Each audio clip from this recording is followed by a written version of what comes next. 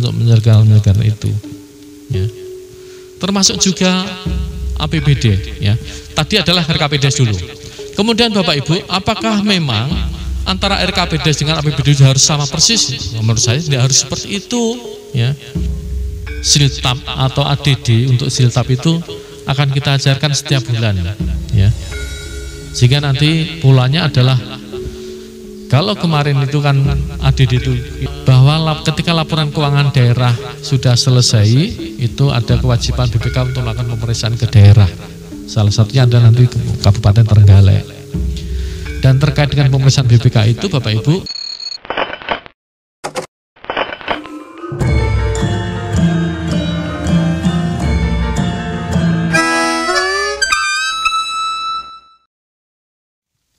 terima kasih. Bismillahirrahmanirrahim. Assalamualaikum warahmatullahi wabarakatuh. Yang saya hormati Bapak Sekretaris Kecamatan Gandusari, Mas Agus. Yang saya hormati Mbak Lurah Jajar, Pak Imam, ya. Bapak Ibu perangkat desa Jajar, Bapak Ibu BPD Desa Jajar dan pendamping desa. Terima kasih sekali saya mengaturkan atas kesempatan yang diberikan kepada saya untuk sharing kaitannya dengan apa ya nanti ya, BIMTEK, katanya dengan sumber daya ya, kapasitas ya.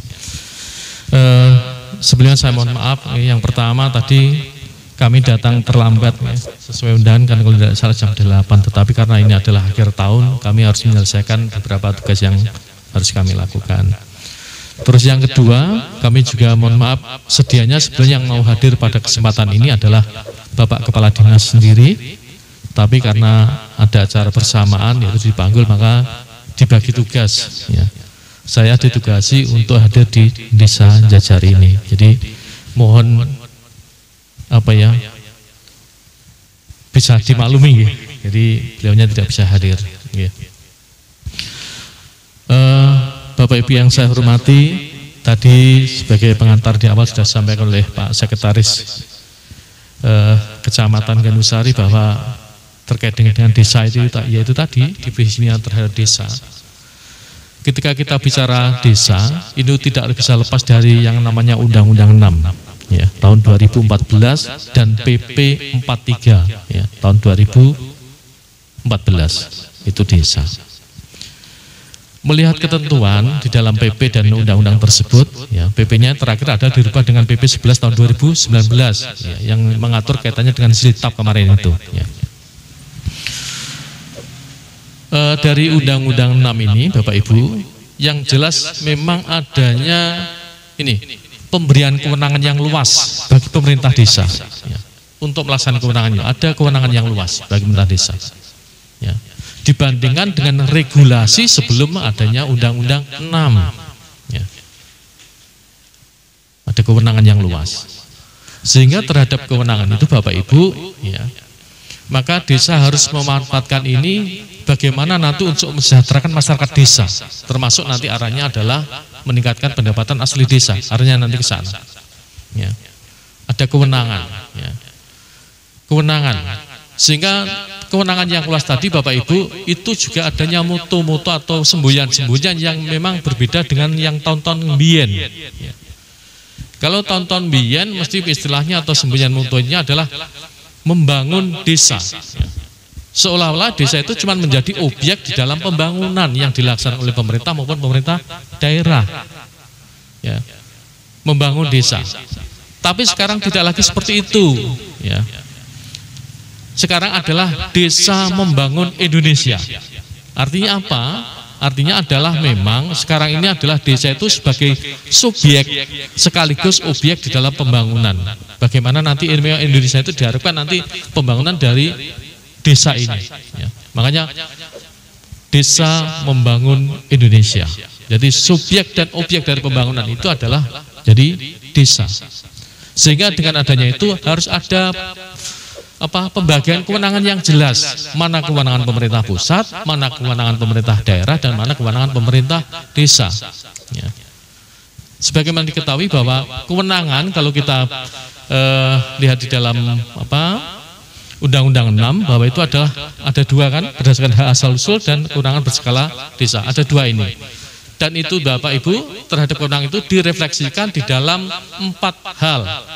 Kewenangan yang dimiliki desa yaitu adalah penyelenggaraan pemerintahan desa. Yang kedua adalah kaitannya dengan pelaksanaan pembangunan desa. Ada 4 itu ya kewenangan yang dimiliki desa, yaitu penyelenggaraan pemerintahan desa. Yang kedua adalah pelaksanaan pembangunan desa. Yang ketiga adalah pembinaan masyarakat desa. Yang keempat adalah pemberdayaan masyarakat desa. Itu adalah kewenangan-kewenangan yang dimiliki oleh pemerintah desa dan itu yang harus dilakukan oleh desa. Pemerintah desa Bapak Ibu dengan adanya kewenangan itu pun tidak bisa melaksanakan itu ketika memang tidak diikuti oleh pembiayaan.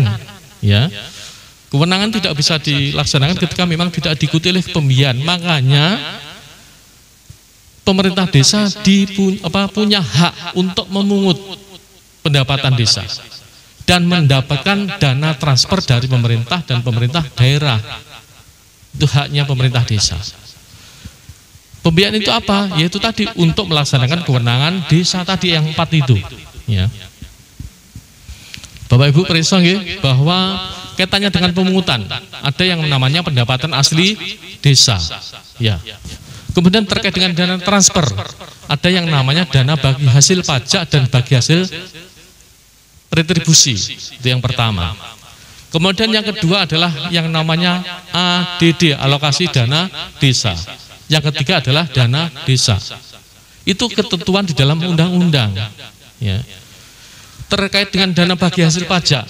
Dana bagi hasil pajak itu berapa besarnya? Itu 10% dari pajak yang dianggarkan di dalam APBD kabupaten. 10%. Itu nanti dibagi kepada pemerintah desa.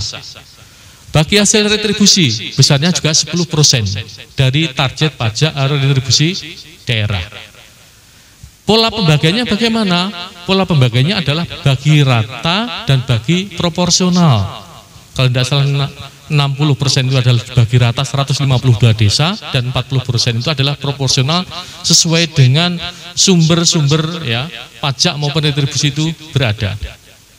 Kalau kita lihat yang sewu, sebetulnya dari beberapa jenis pajak ini Mas Agus sangat paham ini ya, karena dulu adalah kabit pendapatan ya. Pajak kita itu Bapak Ibu di Kabupaten Trenggalek itu yang terbesar pajak kita itu dari 2 sumber, yaitu adalah pajak PBBP 2 itu dan pajak penerangan jalan PPJU. Ya. Pajak penerangan jalan umum itu PPJU itu Bapak Ibu ini sebetulnya yang memberikan kontribusi terbesar kepada pemerintah daerah adalah yang ada di 5 kelurahan di Kabupaten Trenggalek. Ada kelurahan Sumber Gedong, Surondakan, Ngantru, mana lagi ya? Kelurahan ini kok lali tahu. Kelutan dan sebagainya itu ada 5 itu. Artinya apa? Padahal kelurahan itu tidak mendapatkan dana bagi hasil sama sekali dari itu, gitu loh. Sehingga nyun saya Bapak Ibu, alokasi anggaran kepada desa itu lebih besar daripada yang ada di kelurahan. Ya. Itu terkait dengan dana bagi hasil. Tadi adalah 10% tadi. Kemudian ada yang namanya ADD, ya, alokasi dana desa. Alokasi dana desa. Ya. Alokasi dana desa itu besarnya adalah juga 10%, Bapak Ibu, dari dana perimbangan yang diterima oleh kabupaten. Ya. Dana perimbangan itu apa? Yaitu dana alokasi umum DAU dan dana bagi hasil pajak dan bukan pajak. Ini, yaitu 10%, ya. Dari dana perimbangan yang diterima kabupaten setelah dikurangi DAK, dana alokasi khusus, itu 10% yang minimal itu diberikan kepada desa dalam bentuk ADD. Kabupaten Trenggalek berapa persen? Insya Allah di kita di Kabupaten Trenggalek ini sudah lebih dari 10% Bapak Ibu, sudah lebih dari 10%. Ya, sudah lebih dari 10%. Ketentuannya adalah minimal 10% untuk ADD. Kemudian untuk dana desa itu adalah itu Bapak Ibu, dana yang memang transfer dari pusat kepada desa langsung sesuai perintah di dalam undang-undang itu di PP itu, bahwa ke depan nanti dana desa itu adalah besarnya adalah 10% dari semua dana transfer ke daerah, itu adalah 10% nanti digunakan untuk dana desa ke depannya ke sana. Kita belum mencapai sebesar itu ya. Itu. Termasuk juga terkait dengan dana desa itu Bapak Ibu, ya ini sekarang ini alhamdulillah dengan adanya dana-dana yang semakin besar kepada pemerintah desa untuk melaksanakan 4 kewenangan itu, ya, makanya ini menjadi tanggung jawab pemerintah desa, ya, untuk melaksanakan urusan penyelenggaraan pemerintah desa. Ketika kita bicara urusan penyelenggaraan pemerintah desa, yaitu adalah pemerintah desa dan BPD termasuk di dalamnya itu, ya. Bukan hanya tanggung jawabnya dari pemerintah desa, tetapi adalah juga BPD untuk menyelesaikan urusan pemerintah desa ini. Ya. Itu ya. Bapak Ibu, ya. Kemudian, ya, tadi dengan adanya 4 kewenangan yang memang harus dilaksanakan oleh desa, di sisi lain pemerintah desa juga punya hak untuk mendapatkan pendanaan tadi, baik untuk memungut pajak, memungut pendapatan asli desa maupun mendapat dana transfer itu Bapak Ibu, inilah nanti yang tertuang di dalam yang namanya APBDes, ya. Tertuang di dalam APBDes, ya. Berbicara APBDes, ya, cobalah diperisani struktur di dalam APBDes itu, ya. Kewenangan 4 kewenangan itu nanti muncul di dalam yang namanya belanja desa. Cuman ada tambahan 1 bidang. Kalau di bidang di belanja desa itu yaitu bidang 5. Yaitu urusan atau kewenangan penyelenggaraan pemerintahan desa menjadi bidang penyelenggaraan pemerintahan desa. Itu bidang 1. Kemudian terkait dengan kewenangan pelaksanaan pembangunan desa itu menjadi bidang 2, itu bidang, ya, pelaksanaan pembangunan desa. Kemudian ada bidang pemberdayaan masyarakat desa, ada bidang pemberdayaan bidang pembinaan masyarakat desa. Dan ada 1 tambahan memang yang itu merupakan kewenangan, yaitu adalah bidang penanganan bencana darurat dan mendesak itu. Mengapa itu Mengapa itu bukan menjadi menjadi secara lurus tadi, secara histori kaitannya dengan kewenangan ini? Karena di bidang 5 itu Bapak Ibu sesuatu yang memang tidak bisa kita prediksi sebelumnya, ya. Ya. Tidak bisa kita prediksi sebelumnya di bidang 5 itu. Jadi tanggung jawab katanya dengan kewenangan itu ada di 4 bidang itu, ya.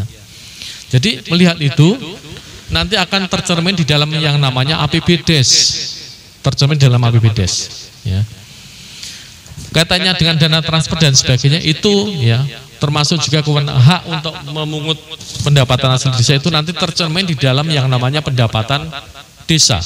Pendapatan desa itu kalau tidak salah, ya, kelompoknya adalah pendapatan asli desa, pendapatan transfer dan lain-lain pendapatan desa yang sah. Ada 3 ini, ya, itu. Kemudian katanya dengan tadi yang kewenangan itu menjadi belanjanya desa. Artinya apa Bapak Ibu? Terhadap kewenangan-kewenangan itu memang yang akan dilaksanakan oleh desa memang harus direncanakan, sebelumnya. Makanya itu Bapak Ibu, ketika kita bicara yang namanya APBDes itu tidak bisa lepas dengan yang namanya RKPDes dan RPJMDes, ya, RKPDes dan RPJMDes. Oke. RPJMDes, rencana rencana pembangunan jangka menengah desa. Ini Bapak Ibu, RPJMDes itu ini berisi itu tadi. Ketika Pak Imam kemarin akan mencalonkan menjadi kepala desa, kan sudah punya visinya apa yang dilakukan. Ya. Jadi RPJMDes ini Bapak Ibu ya berisi tadi visi misi, ya, kepala desa waktu itu mencalonkan itu tercermin nanti di dalam RKPDes itu. Aku soal dari kepala desa saya mau saya buat begini. Itulah nanti isinya dalam RPJMDes itu. Ya, itu RPJMDes. Kemudian Bapak Ibu, untuk rencana tahunannya itu kan RPJMdes itu kan masanya adalah 6 tahun sesuai dengan masa jabatan seorang kepala desa. Jadi untuk rencana tahunannya itu yang namanya RKPdes, Rencana Kerja Pemerintah Desa. Ya. Ketika kita bicara kaitannya dengan rencana kerja pemerintah desa itu ini Bapak Ibu, rencana atau angen-angen yang dilakukan oleh pemerintah desa dalam 1 tahun anggaran ke depan. Yang akan saya lakukan di 2021 adalah ini. Insya Allah pemerintah desa sudah punya angan-angan itu, ya. Dari RPJMdes yang sudah ada. Saya akan ini. Itu tadi tercantum di dalam yang namanya RKPdes. Apa yang mau dilakukan di tahun itu. Tetapi Bapak Ibu di dalam menyusun perencanaan yang namanya RKPdes itu, Bapak Ibu itu harus juga sinkron dengan rencana kerja pemerintah kabupaten. Ya. Harus ada sinkronisasi.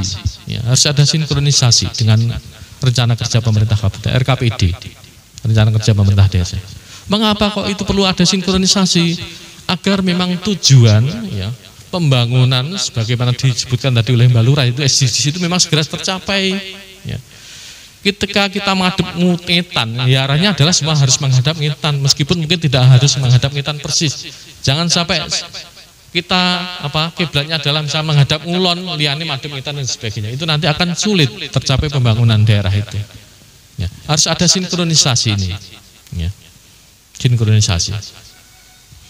Kemudian Bapak Ibu, siapa tahu sebetulnya yang harus menyiapkan RKPdes ini? Yang harus menyiapkan RKPdes rancangannya adalah siapa? Yaitu adalah sekretaris desa. Sehingga sekretaris desa itu memang merupakan motor ya kalau saya bilang itu. Memang motornya dari desa itu ada sekretaris desa ini. Ya. Kemudian dari RKPdes itu Bapak Ibu nanti ya disampaikan kepada BPD untuk dibahas bersama-sama. Ya, untuk nanti kan perdes kan itu ya. RKPdes nanti kan ditetapkan dengan perdes. Jadi nanti ketika memang sudah baik APBdes, RKPdes maupun APBdes ketika sudah disampaikan kepada BPD, nanti yang menyelenggarakan musyawarah desa itu adalah dari BPD. Ya, penyelenggara musdes itu adalah BPD. Sehingga yang saya Mbak Lurah mungkin perlu juga anggaran yang cukup untuk operasionalnya BPD, ya, untuk menyelenggarakan itu, ya. Termasuk juga APBD, ya. Tadi adalah RKPdes dulu.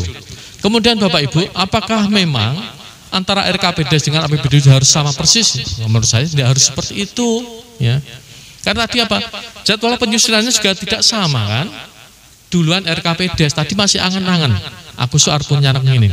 Tetapi Bapak Ibu, ketika duitnya sudah diketahui, ya, sudah ada informasi dari kabupaten, konco-konco desa iki lho adedimu semene.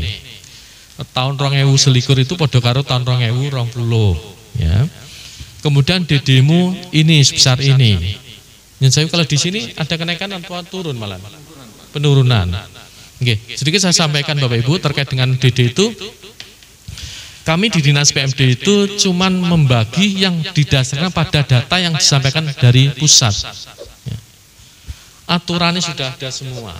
Ya. Ada perbedaan yang mencolok di 2020 dengan yang 2021 ini. Kaitannya dengan bagi rata. Kalau dulu bagi rata adalah yang berapa persen dibagi 152 desa sehingga jumlahnya adalah sama. Sekarang enggak. Bagi rata itu atau alokasi dasar itu didasarkan pada jumlah penduduk, gitu loh. Jumlah penduduk sehingga itu tadi tidak sama, ya. Oke, gitu ya. Jadi ini saya Bapak Ibu, ketika desa sudah tahu ADD-nya sekian, dana bagi hasilnya sekian, ya toh. Kemudian dana bagi hasil ADD dan DD-nya sekian, baru nanti dari rencana RKPdes itu mana-mana yang sangat prioritas itu yang harus dituangkan di dalam APBdes. Ya. Kemudian Bapak Ibu, siapa yang harus menyiapkan rancangan APBdes? Yang harus menyiapkan rancangan rancangan APBDes adalah juga sekretaris desa. Ya, sekretaris desa. Ketika kita tadi ngomong RKPDes, salah satu tugas dan fungsi BPD adalah fungsinya adalah ini tadi Bapak Ibu, yaitu ini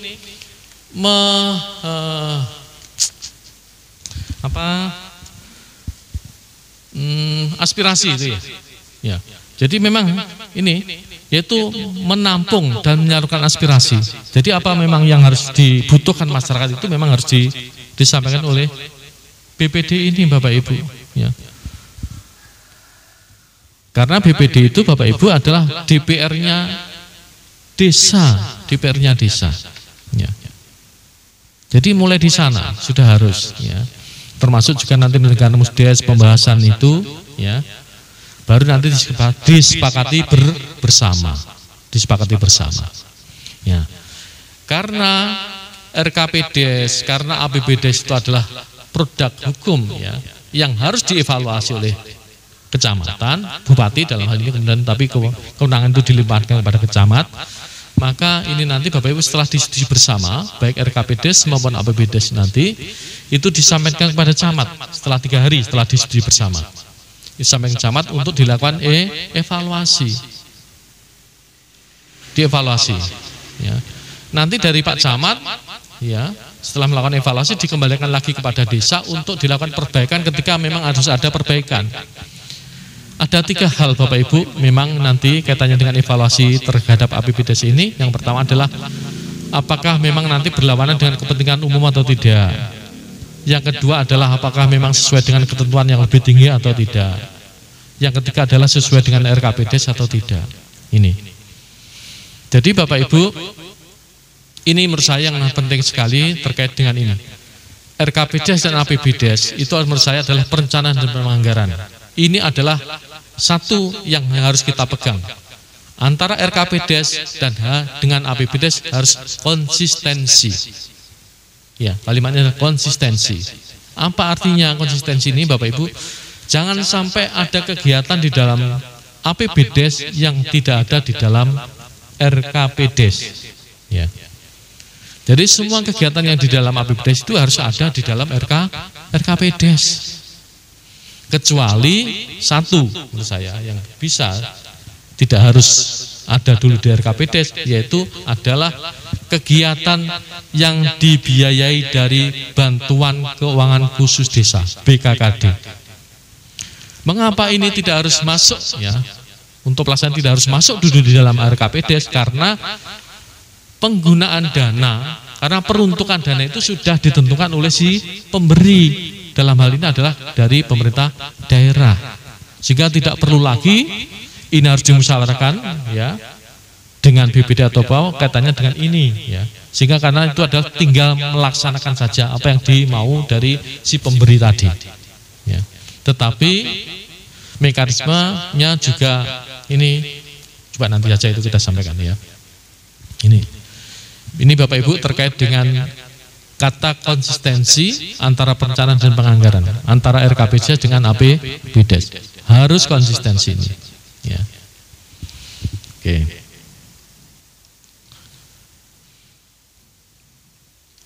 Kemudian Bapak Ibu, sekarang ini tadi sudah saya sampaikan kaitannya dengan adanya kewenangan ini Bapak Ibu. Ya. Tapi dengan adanya kewenangan yang besar ini, apakah memang semua regulasi terhadap yang harus dilakukan desa itu sudah selaras, ya? Kalau saya bilang kok masih belum seperti itu. Tadi sudah disinggung oleh Pak Kades, ya, bahwa ternyata, ya, masih ada regulasi yang menurut kami memang benjang cueng kalau saya bilang itu, ya. Ini saya orang desa Pak, ya, makanya saya tuh benjang cueng itu tadi. Kalau ini wong munjungan, wong desa. Ya. Jadi seperti itu. Adanya regulasi yang memang masih tumpang tindih. Semua kementerian inginnya ngatur desa, ya. Semua kementerian ingin ngatur desa. Coba dalam satu hal saja, kaitannya dengan pengelolaan keuangan desa diatur oleh Permendagri, ya. Menteri Dalam Negeri yang ngatur, ya. Kaitannya dengan dana desa, prioritas penggunaannya yang ngatur Kementerian Desa, ya. Merasa yang punya desa, ya. Kemudian kaitannya dengan apa? Mekanisme pencairan dan sebagainya, sing ngatur Kementerian Keuangan. Karena apa? Rumangsa sing duwe duit gitu loh. Sehingga nyun sewu, teman-teman itu kadang-kadang di desa itu kesulitan. Lebih-lebih nyun sewu. Sekarang banyak juga surat-surat dari pusat itu yang langsung kepada kepala desa. Pak Kades sudah menerima surat dari Kementerian Desa belum? Yang tanggal 28 itu. 28. Sudah ya? Coba. Kalau saya melihat sepintas itu Bapak Ibu, itu misalkan itu dilaksanakan, itu mesti bertentangan dengan yang namanya Permendagri 20 kaitannya dengan pengelolaan keuangan desa. Karena apa? Di poin saat itu, ketika dana desa masih tersedia, ya, silakan digunakan untuk BLT, padat karya tunai desa sampai dengan tahun apa? 31 Januari 2021. Padahal ketentuan di dalam pengelolaan keuangan desa itu masa APBD adalah 1 Januari sampai dengan tanggal 31 Desember. Kalau seperti dilaksanakan Ciloko Mejo kan itu. Ya. Cobalah. Lagi. Kan seperti itu. Jadi makanya itu kadang-kadang di kami pun ya kadang-kadang serba bingung itu ya. Kalau kita cuma diem saja juga kasihan teman-teman yang ada di desa ya. Kalau itu kadang-kadang kita ya memang mau tidak mau, suka tidak mau, kita harus membuat itu tadi, menindaklanjuti terhadap surat-surat itu. Agar apa? Agar teman-teman di desa itu nanti aman. Jadi kita kaji dari beberapa sisi. Ya, beberapa sisi. Itu menurut saya nanti seandainya itu dilaksanakan itu Ciloko Mejo tadi. Ya, terkait yang poin yang satu itu, yang angka 1. Ya. Ya.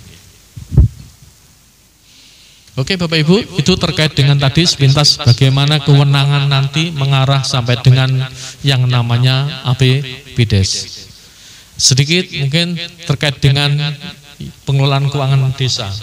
Ini menurut kami penting sekali karena permasalahan hukum yang sering terjadi itu tidak jauh dari keuangan, biasanya duit. Ini ada beberapa desa yang ternyata harus berurusan dengan aparat penegak hukum, ya. Ada beberapa desa yang mau tidak mau kami di Dinas PMD itu juga ikut dipanggil-panggil, ya, untuk memberikan keterangan terkait dengan ini. Makanya terkait dengan ini kaitannya dengan keuangan desa itu mohon nanti hati-hati. Tadi di awal saya sampaikan bahwa keuangan itu ngintili yang namanya kewenangan. Ya. Keuangan mengikuti kewenangan. Jadi, jangan sampai nanti pemerintah desa itu melaksanakan yang memang bukan kewenangannya. Jangan. Ya. Jangan. Karena sudah ada pembagian kewenangan yang jelas kabupaten dengan pemerintah desa. Kalau kewenangan pemerintah kabupaten jangan dilaksanakan oleh desa dan sebaliknya juga. Ini, ya. Terkait dengan pengelolaan keuangan Bapak Ibu, kita ngomong tata kelola keuangan. Tidak apa-apa ya di sana ya. Kita ngomong tata kelola keuangan. Tata kelola keuangan yang bagus itu yang bagaimana sih? Ya. Tata kelola keuangan yang bagus yang bagaimana sih? Yaitu tata kelola yang memang taat pada asas. Tata kelola yang memang taat pada asas. Asasnya apa saja toh tata kelola keuangan itu Bapak Ibu? Ini yang pertama ada transparan, ya, transparan. Artinya apa Bapak Ibu? Terhadap keuangan desa itu memang harus bisa diakses oleh publik, ya, oleh publik.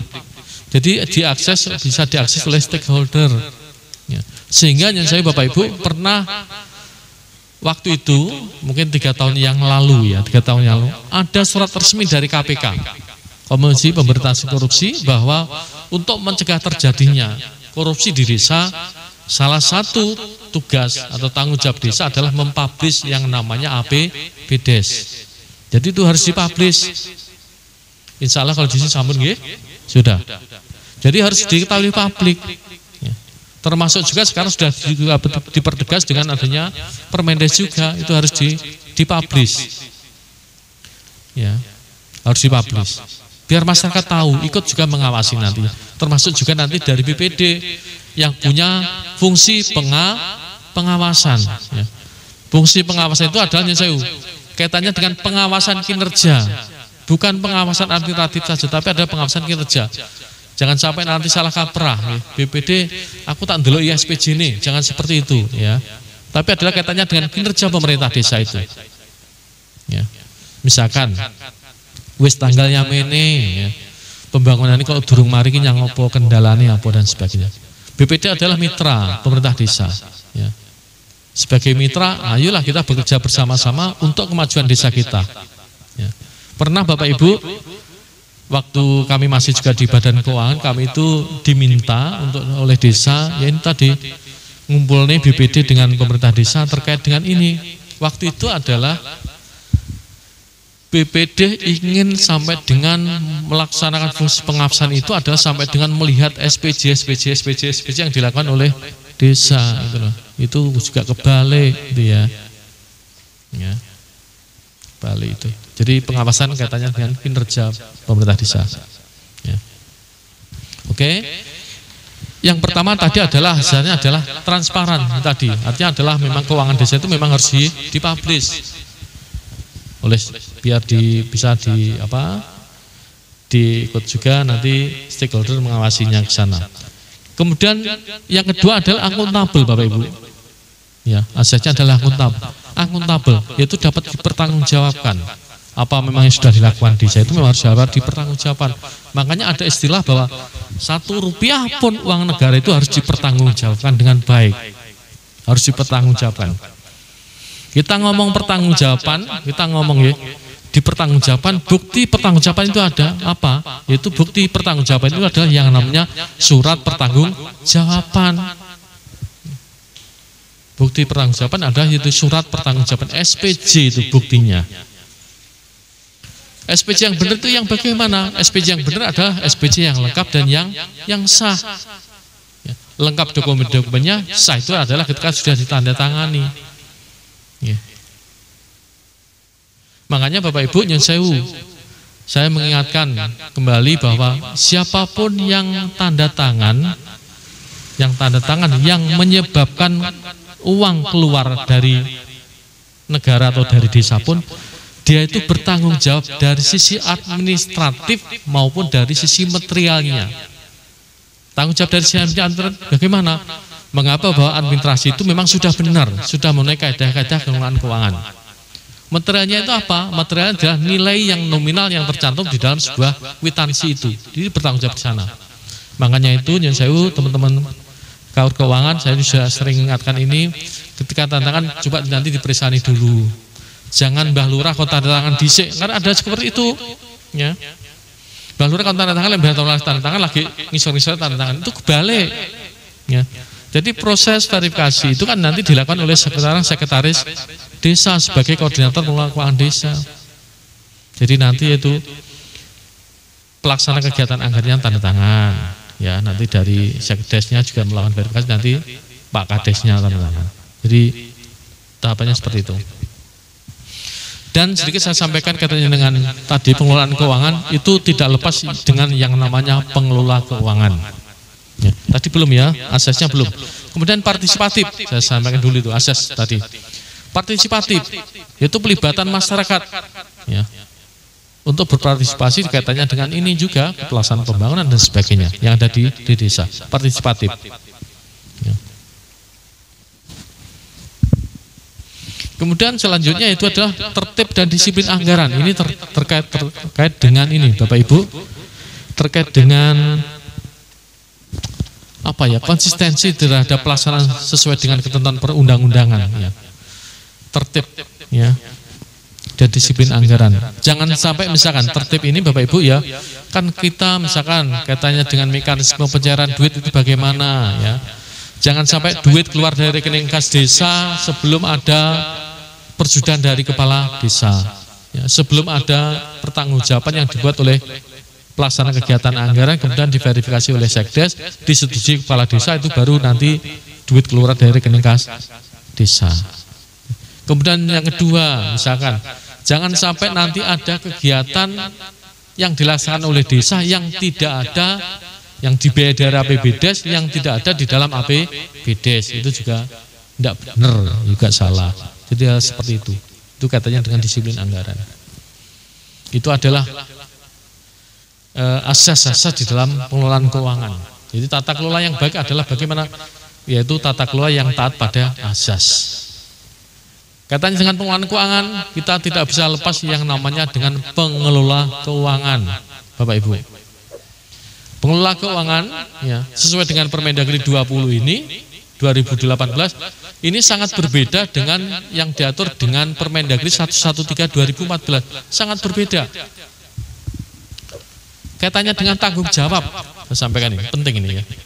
Katanya dengan tanggung jawab. Kalau di dalam Permendagri 113 2014 bahwa Sekdes, kepala desa itu adalah sebagai pemegang kekuasaan pengelola keuangan desa. Ya. Sebagai pemegang kekuasaan pengelolaan keuangan desa, itu PKPKD. Ya. Sebagai pemegang kekuasaan pengelolaan keuangan desa, kepala desa itu dibantu, itu versinya dari Permendagri 113 2014, dibantu oleh perangkat desa ya, yang ditunjuk sebagai pelaksana kegiatan. Jadi cuma dibantu saja, tidak ada ya, seolah-olah kalau saya, karena itu adalah cuma dibantu ya, kalau dibantu seolah-olah tanggung jawab itu hanya melekat pada seorang kepala desa. Itu versinya 113 2014. Tapi sekarang versinya dari Permendagri 20 2018 sudah berbeda, Bapak Ibu ya. Pak Kepala Desa sebagai pemegang kekuasaan pengelolaan keuangan desa ya, melimpahkan ini loh, melimpahkan sebagian kewenangan yang dimilikinya kepada yang namanya PPKD ya, pelaksana pengelola keuangan desa. Siapa saja itu ya, yaitu Sekdes selaku koordinator pengelolaan keuangan desa, kemudian Kasih Kaur sebagai pelaksana kegiatan anggaran, dan Kaur Keuangan untuk melaksanakan fungsi kebendaraan. Jadi ini melimpahkan sebagian kewenangannya, yang otomatis pelimpahan sebagian kewenangan itu Bapak Ibu diikuti oleh pelimpahan tanggung jawab. Ya. Jadi sekarang tanggung jawab sudah jelas. Kaur Keuangan tugasnya apa, tanggung jawabnya apa. Kan biasanya setelah APBD ditetapkan itu kan ada keputusan kepala desa kan.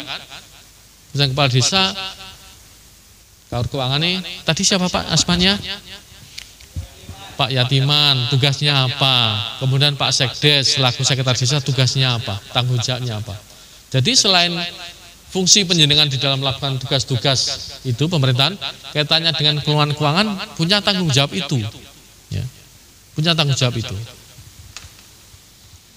Punya tanggung jawab. Ya. Nyun sewu. Kaitannya dengan tanggung jawab pengelolaan keuangan ini, nyun sewu Bapak Ibu, ini lebih besar tanggung jawabnya kaitannya dengan masalah hukum. Ya. Tanggung jawabnya. Jadi mohon, jadi sekali lagi mohon, ketika Pak Kepala Desa sudah menetapkan ABC, misalkan sebagai misalkan kasih atau apa sebagai pelaksana kegiatan anggaran kegiatan apa saja, itu mohon nanti dilaksanakan dengan baik sesuai dengan penetapan, sesuai dengan tugas yang ditetapkan dengan surat keputusan kepala desa tadi. Demikian halnya dengan Kaur Keuangan selaku yang melakukan apa, yang mempunyai tugas ya, fungsi sebagai kebendaharawanan. Jadi mohon itu nanti silakan dilaksanakan. Soalnya prakteknya saya lihat itu belum seperti itu. Saya lihat itu kadang-kadang lah katanya dengan pertanggungjawaban. Harusnya siapa yang harus membuat pertanggungjawaban keuangan itu? Siapa? Halo? Kan KPA kan? Ya. PKA kan, pelaksana kegiatan anggaran kan. Jadi Kasih Kaur ya, yang ditunjuk kepada desa untuk melaksanakan kegiatan itu. Tetapi mungkin kalau di sini sudah bagus ya, insya Allah sudah bagus. Kalau di desa yang lain bukan Bapak Ibu. Sehingga SPJ yo bangga bendahara, sing lencret lenger ya bendahara kalau seperti itu. Harusnya tidak seperti itu. Ya. Harus ada tugas dan tanggung jawab masing-masing. Ya. Karena setiap tugas yang diberikan itu mengandung tanggung jawab, lebih-lebih aturan di dalam pengelolaan keuangan tadi desa itu sudah jelas. pelimpahan sebagian kewenangannya didistribusikan oleh kepala desa kepada tadi BPKD tadi. Nggih, gitu ya. Oke. Makanya itu Bapak Ibu terhadap semua itu ya, monggolah nanti ya. Ketika belum ya, mari kita ke depan untuk menjadi lebih baik lagi. Biasanya yang terjadi di desa itu insya Allah bukan di sini ya, mungkin di desa yang lain ya. Itu masih membiasakan ini, membenarkan kebiasaan. Alah biyen ngene, sudah. Biyen ngene wes. Ya. Jadi masih ini membenarkan kebiasaannya. Ya. Belum membiasakan yang benar. Yang membiasakan yang benar yang bagaimana? Ya yang sesuai dengan ketentuan peraturan perundang-undangan ini. Ya.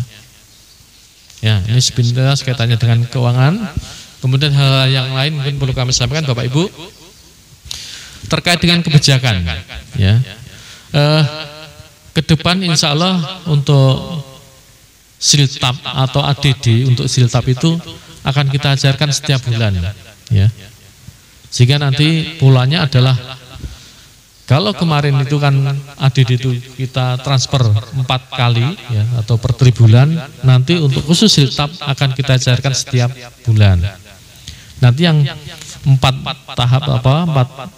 tahap tadi itu sisanya setelah dikurangi dari siltab gitu ya. Sehingga ini karena banyak harapan dari teman-teman di desa itu, wah lah iso itu ya itu tadi ya. Katanya dengan siltab itu bisa diterima di setiap bulan nanti ya di sana. Termasuk juga Nyun Sewu.